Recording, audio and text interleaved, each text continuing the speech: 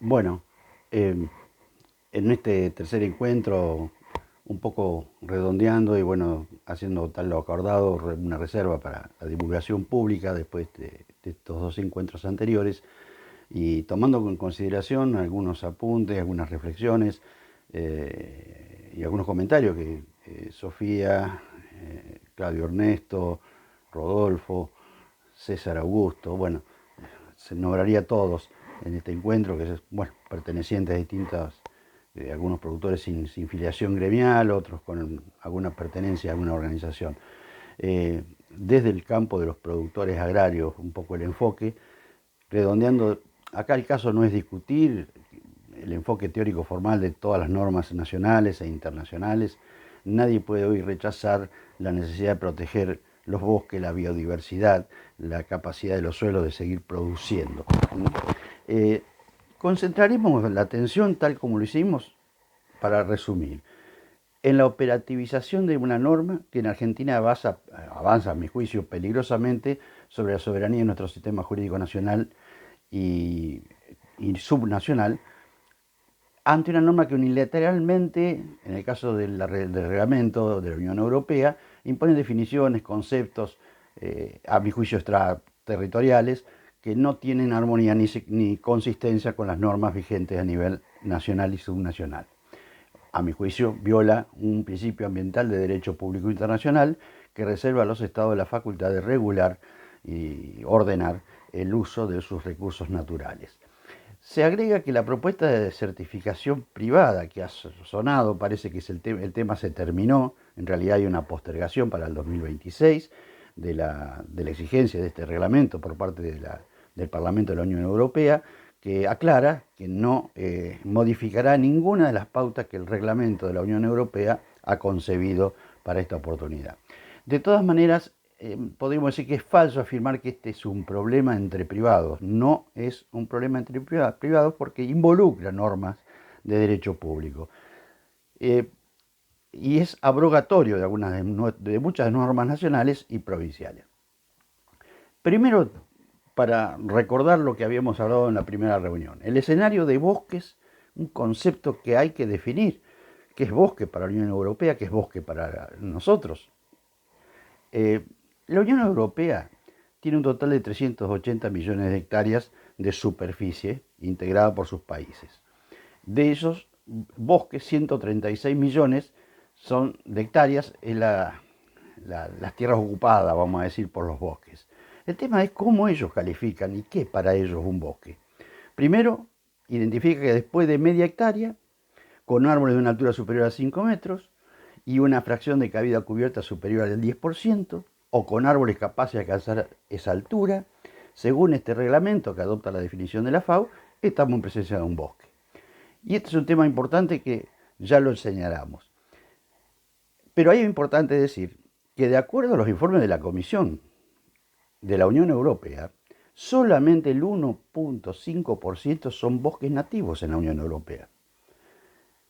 Ellos cuando hablan de bosque hablan de 37%, 37,5%, 38%, y habla de una categoría que en nuestro derecho nacional ni subnacional existe, que son los que llaman ellos bosques seminaturales. Este prefijo que resulta, vamos a decir, casi natural, casi bosque, o una cualidad de bosque a medias, vamos a decir.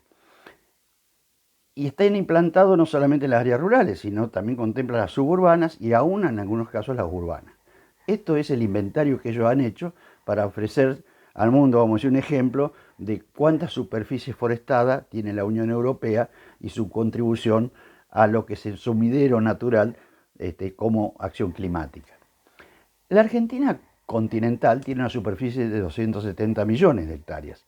Regula bosques nativos en tres categorías: de alto valor de conservación, de medio valor de conservación y de bajo nivel de conservación. Y son las provincias quienes detentan el dominio original de los recursos naturales y quienes tienen que practicar el ordenamiento territorial de esos bosques, que tienen que ser nativos. O sea, la categoría nuestra es bosques nativos, no bosques seminaturales. No están comprendidos. Los bosques nativos ese es el 18% de la superficie continental argentina. solamente hay un 1% que se estima que son superficies foresto-industriales, vamos a decir, con fines industriales. Si uno aplicara el concepto que la Unión Europea impone a los países como el nuestro para certificar si está libre o no de deforestación o degradación forestal, indudablemente no hay coincidencia, no hay consistencia. Es decir, aplicando el mismo concepto que aplica la Unión Europea para su territorio de la Unión Europea, en Argentina nosotros tendríamos el 150% más de los bosques de los que llaman bosques nativos, ¿m? Haciendo un total de bosques naturales y entre comillas seminaturales de 122 millones de hectáreas, que sería el 45% de la superficie de Argentina continental. Acá sin duda tenemos que reflejar una cosa importante. El planteo que hace la plataforma de BISEC a través de la Bolsa de Comercio de Rosario nos está diciendo que todo el territorio nacional está sometido a certificar que está libre de deforestación. O sea, no solamente la región del bosque nativo chaqueño o algún otro bosque nativo que puede ser en la zona cordillerana. Pero para tener en cuenta y tener en consideración, en nuestro paisaje rural de la ecorregión pampeana, en la zona núcleo agrícola, que han sido pastizales, todos los que nosotros decimos los montes, han sido implantados. Es decir, por ejemplo, tomamos en la zona núcleo agrícola Pampa Ondulada Alta, un ejemplo. En una fracción de 6.500, 7.000 hectáreas, tomamos como referencia la electrificación rural, 17 kilómetros entre líneas primarias y secundarias, y tenía en el año 70 38 usuarios, ahora tiene 6. Muchas de estas parcelas, que no es que fueron abandonadas, los residentes mudaron a centros urbanos por razones de falta de infraestructura, que ya de eso se ha hablado bastante en las reuniones anteriores, y bueno, han quedado los montes que se cultivaron para resguardo de vivienda, instalaciones galpones o corrales o para sombra animal. Y la mayoría, como podemos ver, tiene más de media hectárea. Y las alturas, como son generalmente salicáceas, eucaliptos, o sea, coníferas, o también los álamos de copa o álamos piramidales, que son, vamos a decir, las especies forestales más usuales en esta región. Obviamente estamos que para la Unión Europea esto es bosque, para Argentina no es bosque, son montes. ¿Qué pasa? Muchas de estas parcelas, que son de entre 50, 70, 80, 90 hectáreas, porque hay alta parcelización, muchos de estos bosques ocupan a veces el 5, el 6% de la superficie de esa parcela, ya sea bajo contrato o el productor propiamente ante una casa deshabitada. Muchas han sido demolidas para protegerse contra posibles usurpaciones, eh, o se han desarmado las instalaciones ganaderas porque se han ido de la ganadería. Todo esto hace que toda esta situación de este paisaje rural de monte sea muy, muy intensa y frecuente en toda la ecorregión pampeana, que para la Unión Europea es bosque, para nosotros no. ¿Qué pasa? ¿Por qué certificar? Vamos a suponer que una superficie que puede estar en una hectárea y media, es normal, de bosque implantado, especies implantadas, se puedan talar o se puedan podar por debajo de los 5 metros, y esto por ahí es considerado por la certificadora o la empresa que va a hacer la evaluación ambiental y calificar a la parcela si está libre o no de deforestación. Indudablemente esto hace que nos veamos en una situación encrucijada, vamos a decir, donde esto podría ser considerado y esa parcela estar, vamos a decir, eliminada como, vamos a decir, como parcela libre de deforestación. Yo lo que, un poco para redondear estas viviendas que están deshabitadas y todo eso, muchas de ellas, como dice, han sido demolidas. Pero acá hay otro problema. También se ha dicho que esto es un problema, lo decíamos, un problema entre privados. No, señor. De todas maneras, el dato está que la ex AFIP, hoy ARCA, a través de la resolución 5533 del año 2024, del 29 de julio, estableció una resolución donde dirigida a los productores para que opten para compartir con la Bolsa de Comercio de Rosario, a través de la plataforma que administra la plataforma Visión Sectorial de Gran Chaco, VISEC, la información productiva suministrada, que tiene carácter de secreto fiscal, dentro del sistema de información simplificado agrícola. Debo decir que, curiosamente, en octubre se hizo el encuentro que organiza anualmente el Instituto de Derecho Agrario del Colegio de Abogados de Rosario, a través de profesor Faciano y colaboradores. Estuvieron presentes el gerente de la plataforma y un colega que asistió un poco en la modernización de contratos. Ese día, el 24 de octubre, la resolución que habíamos citado fue derogada, porque podría especularse que esta derogación se hizo en función de un potencial monopolio privado de certificación que, si bien se dice que pagarán los exportadores los costos, no hay ninguna duda que esto se transfiere a precio. Y el costo de esta certificación está fuera del conocimiento y control de los productores agrarios, que van a ver disminuido su precio, que no se sabe en cuánto. La función según esta nueva resolución del 24 de octubre, la 5594 de 2024, nos dice que la función se la cumplirá el directorio creado por la resolución 50 del 2024 de la Secretaría de Agricultura, que depende del Ministerio de Economía. A la fecha de hoy, que estamos ya en principios de marzo, se encuentran inscriptos dos instituciones: la VISEC, que habíamos hecho cita, y Transhistory, Sociedad por Acciones Simplificadas para soja, derivados de carne bovina y foresto industria. Es decir, acá la pregunta es: ¿podrá el productor elegir entre optar o no optar? ¿Y podrá, en caso de optar, elegir entre cuál es el certificador y cuál no? Esto, como hablan de que serán las exportadoras las que paguen el costo, obviamente estará sometida a la discrecionalidad del exportador, pero obviamente lo sostendrá el productor.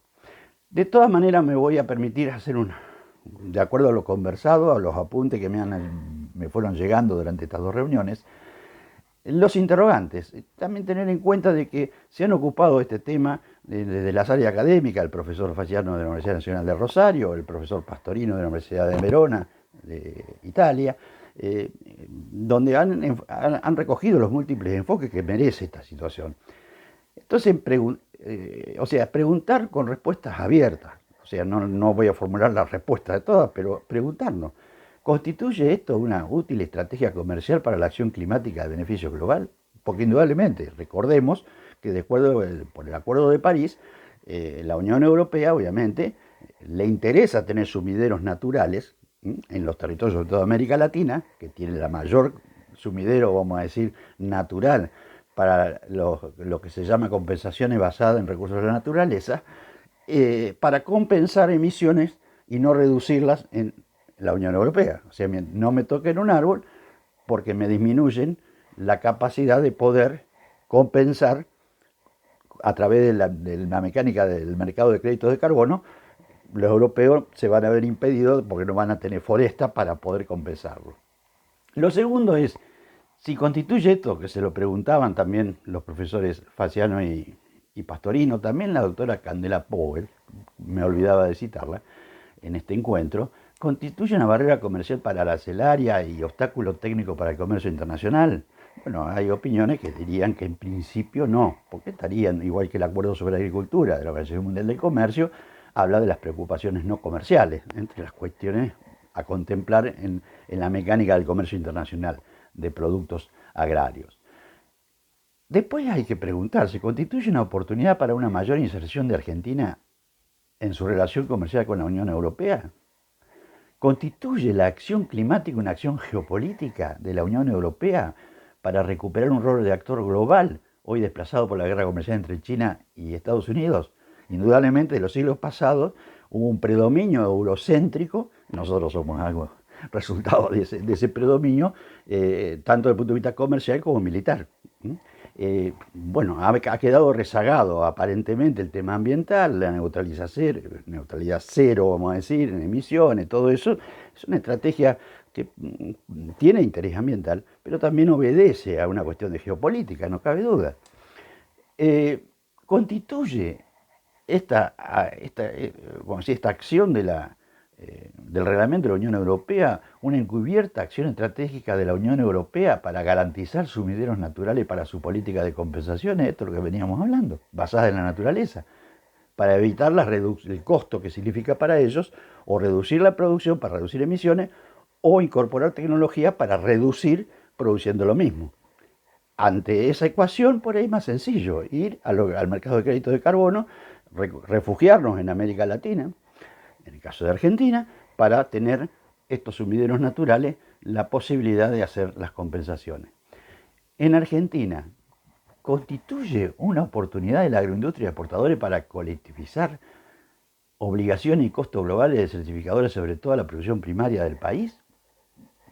Esto está claro porque, de acuerdo a lo conocido hasta ahora, se impondrían a todos los productores agrarios costos que se transferirán a precio. Y teniendo en cuenta, de acuerdo a los informes que ha publicado, por ejemplo, la Bolsa de Comercio de Rosario, en promedio en los últimos años las exportaciones a la Unión Europea de procedencia argentina andan en el 20%, es decir, vamos a certificar el 100 para exportar el 20. Constituye la otra pregunta, ¿constituye esto una acción de contractualización privada del ambiente y la acción climática? Y esto es una pregunta que hay que responderse. De todas maneras, las preguntas centrales que nos hacemos es ¿por qué colectivizar a todos los productores agrarios argentinos la obligación de certificar parcelas por producto con destino a la Unión Europea cuando el comercio de los productos solo alcanza el 20% de lo producido? ¿Por qué no se aplicó el mismo criterio como con otros productos, exportaciones de otros productos, con países, no solamente la Unión Europea, que tienen protocolos y procesos de certificaciones o de impacto, que voluntariamente los productores adhieren en base a los estímulos del mejor precio y mejores condiciones comerciales? La última pregunta, para finalizar, tal lo dispone la resolución de la ex-AFIP o ARCA. En la realidad de la operatoria comercial agraria comprendida sería optativa para el sujeto agrario el compartir su información fiscal a través del Sistema de Información Simplificado Agrícola, SISA, como ya me habíamos señalado. La pregunta es, ¿quedará como rehén y sujeto a la política comercial de acopios comerciales y cooperativos? Porque están todos, los que son exportadores, están todos atrás de este proceso. A quien con precios disminuidos, a quien no opte compartir y autorizar acceso a su información fiscal por parte del administrador del sistema, sea BISEC o sea transistorio. De todas maneras, esto es preguntas de respuestas abiertas. Damos por final, quedamos en contacto con algunos de los que compartimos esta la tercera reunión, para ver en el futuro cómo hacemos esto realmente que sea lo teórico formal, que no cabe duda que hay que atender, con adecuadas herramientas técnico-instrumentales y que no sea de aprovechamiento oportunístico por algunos operadores comerciales que obviamente persiguen intereses no siempre afines a la protección del ambiente y la biodiversidad.